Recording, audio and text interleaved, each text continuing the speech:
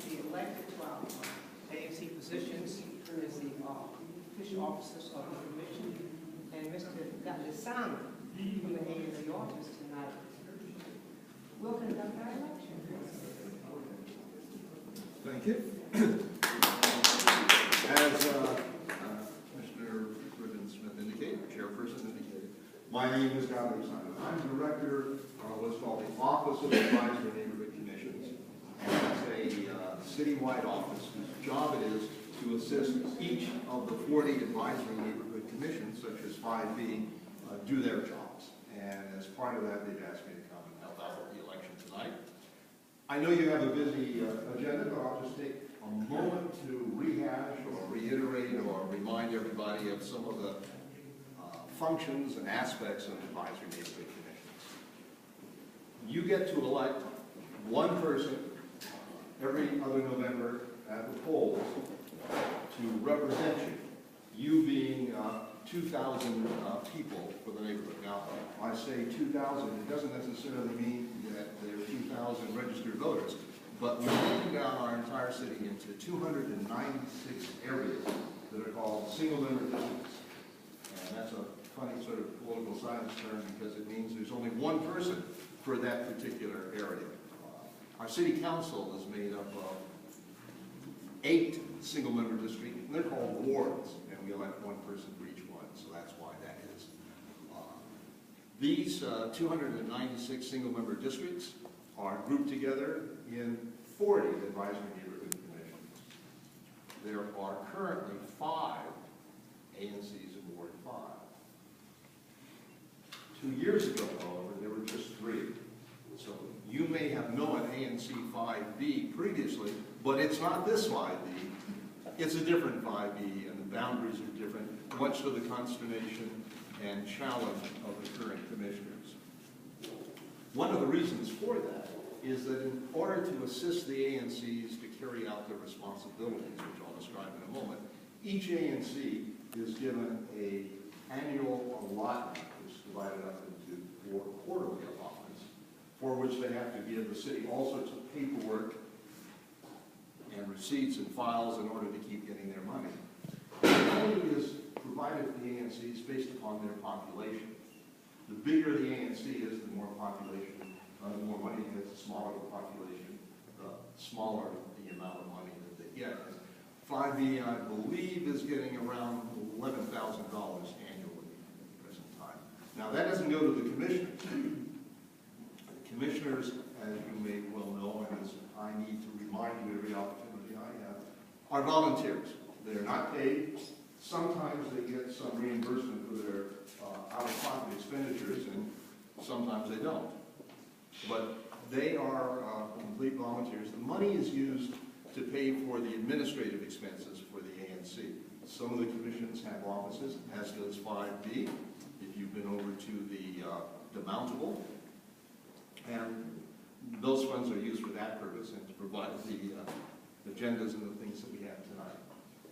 At the meetings, which each ANC is supposed to have at least 9 a year, at the meetings, the ANC review various issues that are before the community and before the government. One of those issues that you'll be hearing a little bit more tonight about are land use issues that are considered by the Zoning Commission and the Board of Zoning Adjustment. And anytime there's an application in the boundaries of 5, a copy of that application comes to the ANC with a request for its comments to go back to the Zoning Commission or the Board of Zoning Adjustment, about which I think you'll get a little bit more information later. When those comments go in to the government, the Zoning Commission or the BZA or in other places, the ABC Board or the Historic Preservation Review Board or any of the other branches and parts of the government, that information, that recommendation is supposed to be given credit, rate, weight. Now there's, obviously, as you can hear the reaction, sometimes a little bit of confusion or misunderstanding or just uncertainty about what great weight means. So let me try to give you a nutshell definition of great weight. Great weight means not that the ANC side of the scales of justice get a couple more points. And it doesn't mean that the ANC's position is the default position that the agency has to accept.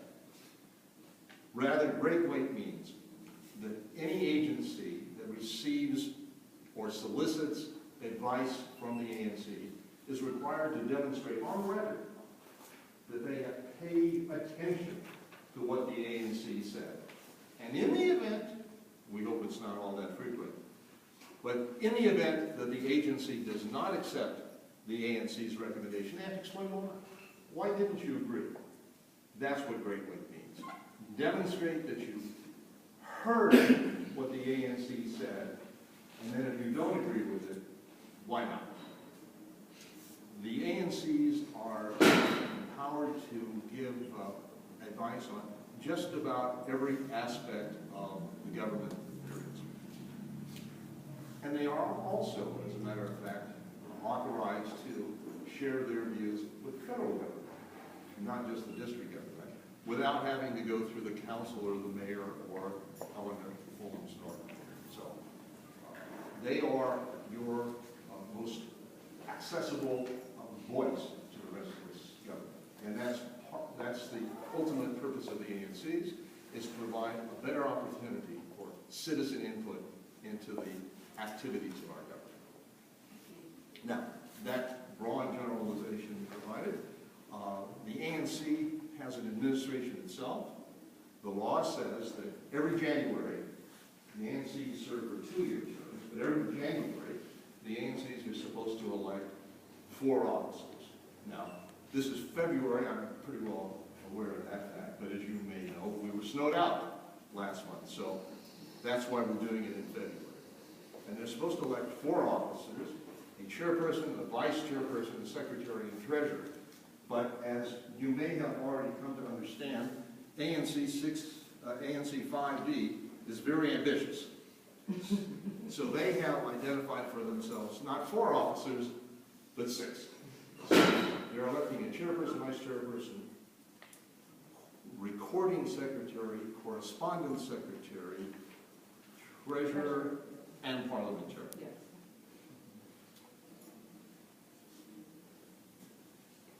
During the last year, well, you see the names right in front of you, who the officers were for the last year. They have, as I understand it, all agreed to stand for another term. And I have to tell you that we're appreciative because, as I mentioned, ANCs are not compensated. So each of the officers take on additional responsibilities with no additional compensation, with nothing additional except possibly, we hope, the appreciation of the community, but sometimes it's with the less of appreciation for some occasions. So I would like to ask you if you would join me at this point in thanking and congratulating the commissioners for last year's service before we go on and elect them for another term. So if you would do that for me.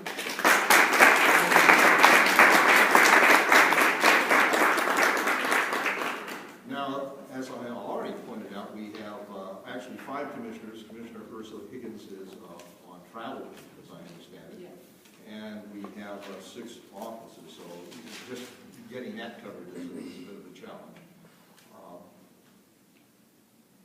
When we have a contested election, we will need to have the full rigmarole of nominations and votes on each one. When the commissioners are ready just to continue in their service, we could simply speed up the process with a slate election. And in the event that that is the disposition and the preference of the commissioners, give them an opportunity to offer a motion, which would be to elect each of the sitting commissioners in their present seats. And since Commissioner Morrison came on later in the year, you'll have to identify for me what seat that might be for him. I'll ask for a vote on that slate, and if the commission doesn't want to do it, they'll vote it down, and then we would have an election for each office in turn. But otherwise, if there's not going to be a contested race, I think that would be the most efficacious way for us to proceed this evening. So is there a motion to elect a set of officers? I move that we elect the 7 officers with one change.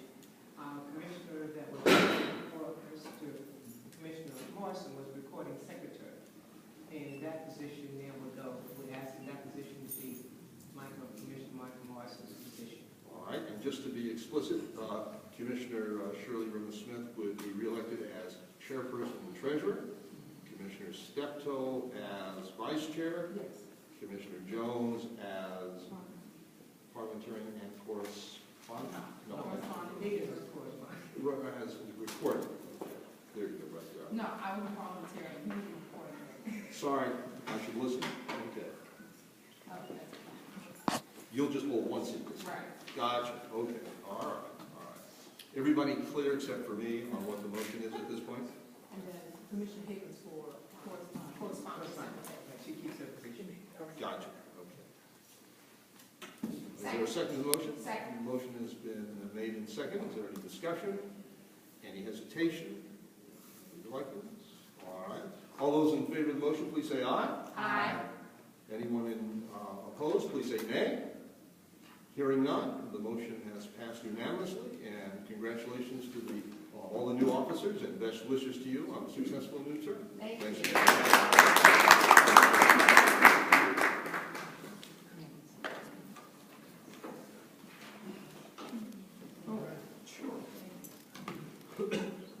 One of the things I didn't cover in my encyclopedia review of all things Advisory Neighborhood Commission before a moment ago was more about the function of the single-member districts. In many ANCs, many I'll say, Advisory Neighborhood Commissioners will hold monthly, quarterly, biannual meetings with members of their single-member district. These are not mandated by the ANC law. They're purely at the discretion and the function, the desire of those commissioners themselves. They are meetings that are in no particular way identified in the law as having any particular status. They are simply an informal session that commissioners have with their constituents, an opportunity to exchange views, to get information, and in that way perhaps to enhance the functioning of the ANC. Anything else I should mention? Thank you. Thank you.